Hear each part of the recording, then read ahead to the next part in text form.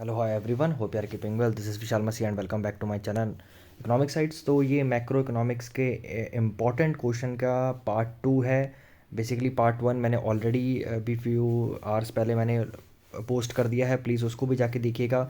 तो मैंने top 20 macro के क्वेश्चंस जो कि आपका बोर्ड एग्जामिनेशन जो अभी आने वाला है, ओके, उसके अकॉर्डिंगली मैंने सेट किए हैं। These are very very important question, 20 top 20 macro economics question. Basically ये 4 to 6 मार्क्स के क्वेश्चंस हैं और इसमें से आप ये मान के चलिए कि इसमें से बहुत सारे क्वेश्चन जो आपको एग्जाम में देखने को मिलेंगे या इसके रिलेटेड आपको देखने को मिलेंगे। इवन इसमें से अगर आप अच्छे से पढ़ लेते हैं, समझ लेते हैं, तो बहुत सारे जो 2 marks 3 marks even 1 marker question भी इसमें से आपके कवर हो जाएंगे। तो चैप्टर नंबर 12 में से जो पहला इंपॉर्टेंट क्वेश्चन है that is explain the propensity to consume और द कंजप्शन फंक्शन। तो क्वेश्चन आ सकता है explain the consumption function with the help of diagram या explain the propensity to consume, दोनों एक ही बात है, ठीक है। मोस्टली 4 मार्क्स का है, बट ये जो कंटेंट है मैंने 4 5 6 इवन 6 मार्क्स के लिए भी ये पूरा कंटेंट आप सेम लिख सकते हैं, you will get the full marks. तो सबसे पहले कंजप्शन फंक्शन होता क्या है? कंजप्शन फंक्शन एक फंक्शनल रिलेशनशिप होती है इनकम और कंजप्शन की, मतलब पूरे हमारे देश की इनकम और पूरे देश की कंजप्शन की फंक्शनल रिलेशनशिप होती है। मतलब अगर आपकी इनकम इंक्रीज होगी तो कंजप्शन भी बढ़ेगा, अगर आपकी इनकम कम हो जाएगी तो कंजप्शन भी कम हो जाएगा, ठीक है। इसलिए equal to C equal to F Y लिखते हैं। मतलब जो कंजप्शन होता है वो फंक्शनल रिलेशनशिप है इनकम का। कहने के मतलब है कि ये आपका जो कंजप्शन है टोटली डिपेंड करेगा आपकी इनकम में, कितनी देश में एक इनकम जनरेट हो रही है, उस हिसाब से हमारा क्या होता है, कंजप्शन होता है। मतलब कंजप्शन यहाँ टोटली डिपेंड करेगा हमारे वाई पे, इसे बोलते हैं फंक्शनल रिलेशनशिप, ठीक है। सो होता क्या है, एज इनकम इंक्रीजेस कंजप्शन भी बढ़ेगा, ऑब्वियसली बात है। और प्रोपेंसिटी टू कंज्यूम जो होता है वो दो हिस्सों में डिवाइड किया जाता है, एक होता है हमारा एमपीसी और एक होता है हमारा एपीसी। तो एपीसी का फॉर्मूला होता है सी ओवर वाई। तो इसकी डेफिनेशंस आपको रटने की जरूरत नहीं है, सिंपली आप लिख सकते हैं it is a ratio over consumption over the income. Same way जो एमपीसी है वो delta C over delta Y होता है, मतलब change in income over change in consumption over change in income. मतलब आपकी इनकम चेंज होने से आपका कंजप्शन में कितना चेंज आया है उस रेशियो को बोलते हैं एमपीसी, ठीक है। यहाँ एडिशनल इनकम चेंज होने से एडिशनल कंजप्शन में क्या चेंज आया है, that is simply called the MPC, ठीक है। अब ये कंजप्शन जो कर्व होता है, जो बेसिकली अभी डायग्राम में मैं बताऊंगा आपको, उसका एक इक्वेशन जो कंजप्शन कर्व की इक्वेशन होती है that is C equal to A plus B Y, ठीक है। बी इसमें एमपीसी होता है, ध्यान रखना। इसलिए कई जगह आप इसे कई बुक्स में A plus small C Y भी होता है। स्मॉल सी हमारा एमपीसी को शो करता है और बिग सी हमारा कंजप्शन को शो करता है, और ए शो करता है ऑटोनॉमस कंजप्शन को, ठीक है। तो कई बुक्स में ऐसा भी होता है A equal to B Y, कई में A plus small C Y, that is absolutely same. कई बुक्स में ये भी होता है A bar plus small C Y, मतलब ऑटोनॉमस को ए बार से शो कर दिया जाता है। So all the thing is same till then आप उसको बस उसकी वैल्यू लिख दो कि अगर आप बी यूज़ कर रहे हो या स्मॉल सी यूज़ कर रहे हो, बोथ आर सेम। बट आपको लिखना पड़ेगा कि B stands for MPC, small stands for MPC, जैसे यहाँ पे मैंने लिखा है, ये जरूर मेंशन कीजिएगा, ठीक है। आप डायग्राम से समझ लेते हैं इस कंजप्शन फंक्शन को। तो कीन्स कह रहे हैं, मतलब कीन्स की थ्योरी आपको पता है, theory of income and employment. तो कीन्स कहते हैं कि पूरे देश की जो एग्रीगेट सप्लाई है उसको हम वाई के बराबर ले लेते हैं, जो कि सी प्लस एस के बराबर होता है, ठीक है। तो aggregate supply equal to Y के बराबर होता है, जो हमारा 45 डिग्री का लाइन होती है ऑन द एक्स एक्सिस, जो एक्स एक्सिस पे हर समय इनकम शो होता है और वाई एक्सिस पे कंजप्शन एक्सपेंडिचर शो होता है। जहाँ पे दोनों ये इंटरसेक्ट करते हैं वो हमारा पॉइंट जी होता है बेसिकली, ठीक है। This is called the break even point, जी को ब्रेक इवन पॉइंट बोलते हैं, जहाँ पे हमारा इनकम है देश का जो है कंजप्शन के इक्वल हो जाएगा। तो यहाँ पे सेविंग तो मतलब जीरो होगी डेफिनेटली, क्योंकि जितना देश की इनकम है उतना कंज्यूम हो जा रहा है, जितना कमा रहा है देश उतना खा ले रहा है, तो सेविंग क्या होगी, कुछ भी नहीं होगी, ठीक है। तो इस पॉइंट पे हमारी ब्रेक इवन पॉइंट पे सेविंग क्या होती है, जीरो होती है, रिमेंबर, ठीक है। यहाँ पे हमारी सेविंग पॉजिटिव होगी क्योंकि यहाँ पे इनकम ज़्यादा है, कंजप्शन कम है, वाई ज़्यादा है, Y stands for income, C stands for consumption. तो जो गैप आप देख रहे हो वो है क्या, वो सेविंग ही तो है, और क्या है। और यहाँ पे ऑब्वियसली बात है आपकी डिस सेविंग बोलते हैं इसको। डिस सेविंग का मतलब होता है डी आई आगे लग जाता है सेविंग के, इसका मतलब होता है DIS लग जाता है बेसिकली।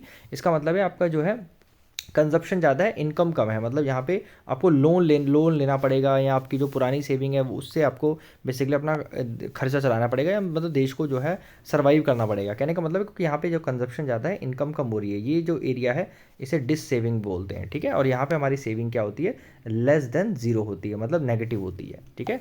यहाँ सेविंग इक्वल टू जीरो, यहाँ सेविंग ग्रेटर देन जीरो, यहाँ सेविंग लेस देन जीरो, ये पता होना चाहिए, बहुत बहुत इंपॉर्टेंट है आपको, ठीक है। नेक्स्ट हमारा सेविंग फंक्शन है, वो हमारा कंजप्शन फंक्शन था, यहाँ आप सेविंग फंक्शन है। सेम वे जो सेविंग है वो भी फंक्शनल रिलेशनशिप होता है इनकम का, मतलब सेविंग डिपेंड करती है इनकम पे। अगर आपकी इनकम बढ़ेगी तो आपकी सेविंग भी इंक्रीज़ होगी, अगर इनकम कम हो जाएगी तो सेविंग भी आपकी कम हो जाएगी, ठीक है। वो चीज़ मैंने यहाँ पे लिखी है। ये भी दो चीज़ों में होती है प्रोपेंसिटी टू सेम, एमपीएस और एपीएस होता है, दोनों के आपको फॉर्मूले आपको लिखने पड़ेंगे। और एमपीएस की वैल्यू 0 to 1 के बीच में लाई करती है, एमपीसी की वैल्यू भी 0 to 1 के बीच में लाई करती है।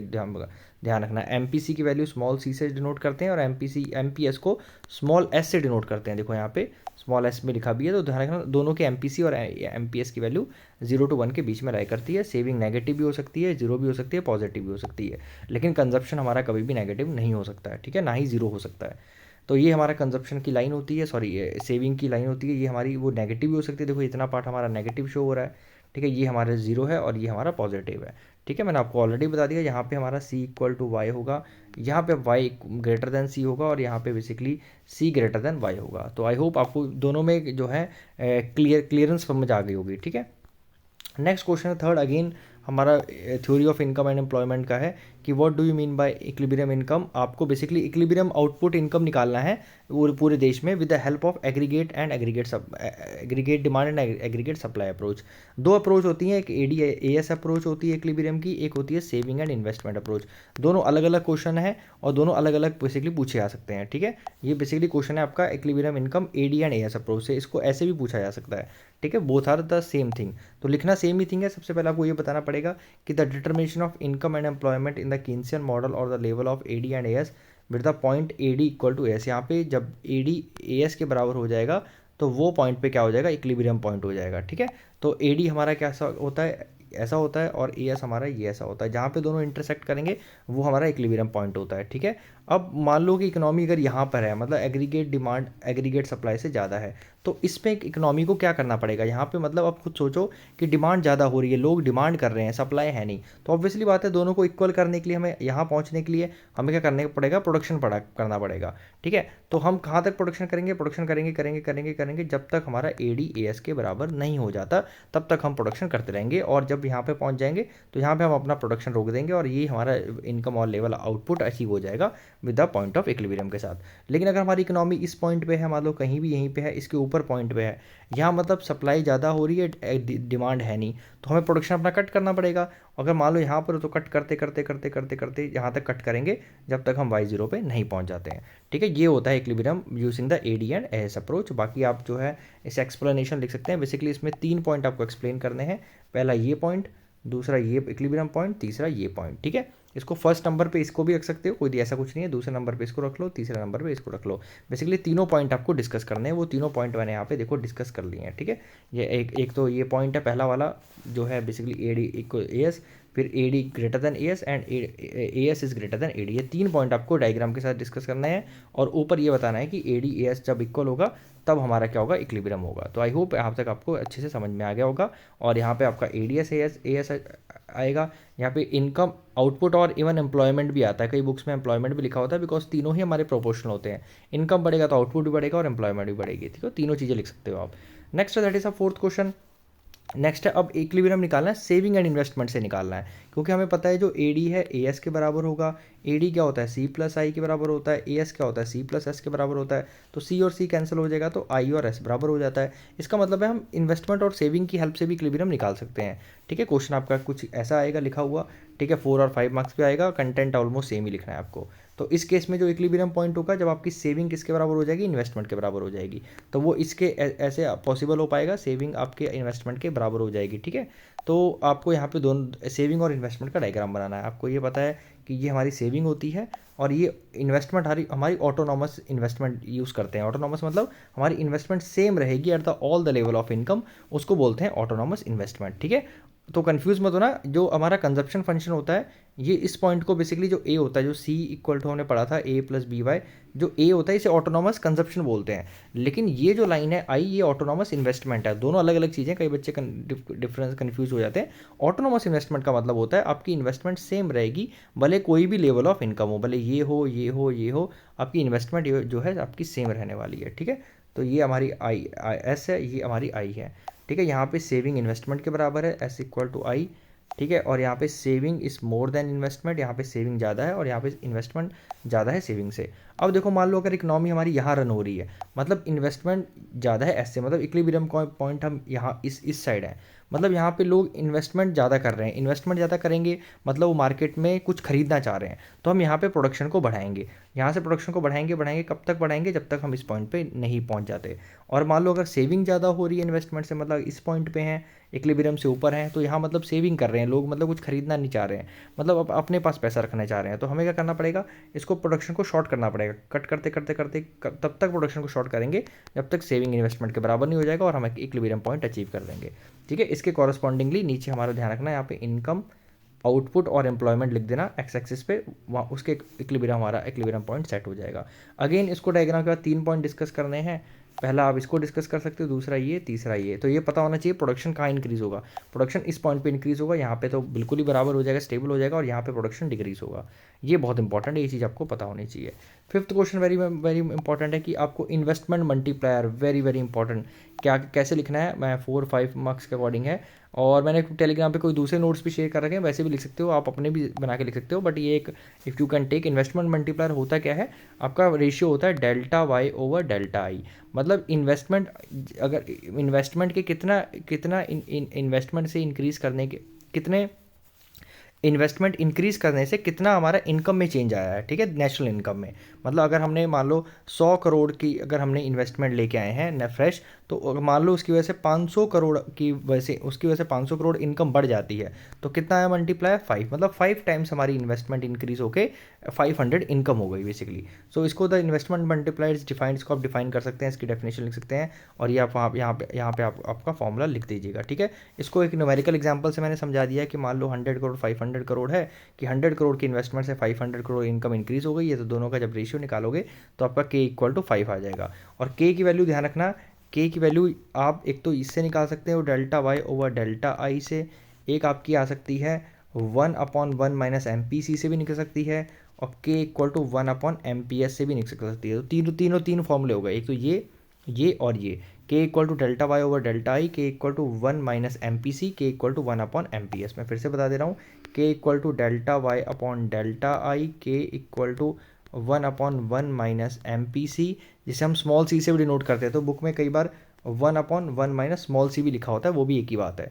और 1 माइनस एम पी एस क्या होता है, k इक्वल टू 1/MPS होता है। आपको ये बता दूं, बहुत बहुत इंपॉर्टेंट है कि APC प्लस APS किसके बराबर होता है, 1 के बराबर होता है। मतलब कंजप्शन फंक्शन और सेविंग फंक्शन को ऐड करके 1 के बराबर होता है। ऐसी MPC प्लस MPS भी किसके बराबर होता है, 1 के बराबर होता है। मतलब small C plus small S equal to 1, और बिग सी, मतलब सॉरी जो है आपका C over Y over S over Y, that is equal to 1। मतलब APC और APS भी 1 के बराबर होता है। ये दोनों ही आपको पता होना चाहिए, इसके बेस पे आपके MCQ और यहाँ एक 1 मार्कर क्वेश्चन पूछा जा सकता है। 6 क्वेश्चन है, मनी के फंक्शंस हैं। तो मनी के फंक्शंस देखो आपसे कैसे पूछा जा सकता है कि explain the functions of money, या ऐसे भी पूछ सकता है any four explain the function of money. तो यहाँ पे सिर्फ आपको पता है प्राइमरी होता है, सेकेंडरी होता है, फिर आपका एक कंटिंजेंट फंक्शन होते हैं। तो सिंस अगर ऐसे आएगा एनी फोर, तो कोई भी आप इसके से 2 होते हैं, इसके 2 लिख दिए, तो मतलब कहने का मतलब कोई भी आप इनमें से लिख सकते हैं। लेकिन अगर स्पेसिफिकली प्राइमरी पूछे तो आपको प्राइमरी देने हैं, सेकेंडरी पूछे तो सेकेंडरी देने, कंटिंजेंट पूछे तो कंटिंजेंट आपको देने हैं।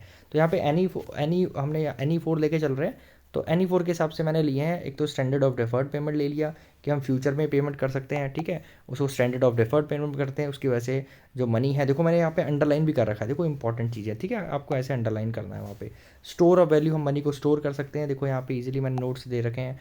फिर मीडियम ऑफ एक्सचेंज, ये मीडियम ऑफ एक्सचेंज होता है, you can easily exchange for the goods and services.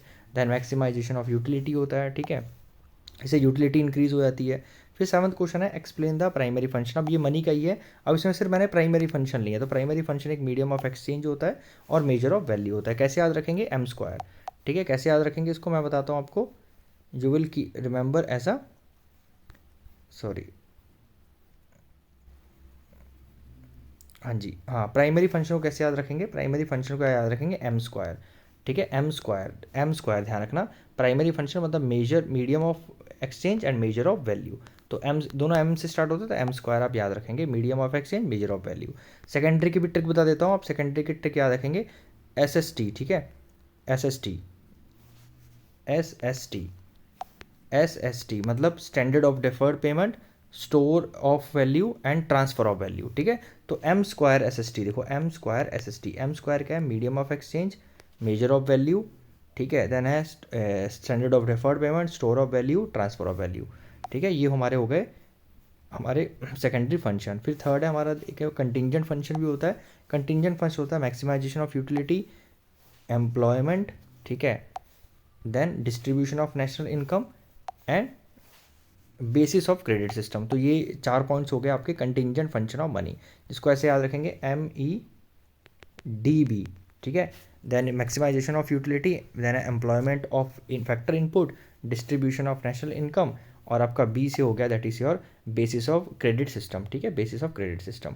तो आप ऐसे याद रख सकते हैं। तो कैसे याद रखेंगे टोटल तीनों में, कैसे याद रखेंगे, M² SST MEDB, ठीक है। Measure of medium of exchange, measure of value, standard of deferred payment, store of value, transfer of value, maximization of utility, employment of factor input, distribution of factor income and basis of credit system. तो ये हो गया हमारा total हो गया, ठीक है, सारे हमारे फंक्शंस हो गए मनी के।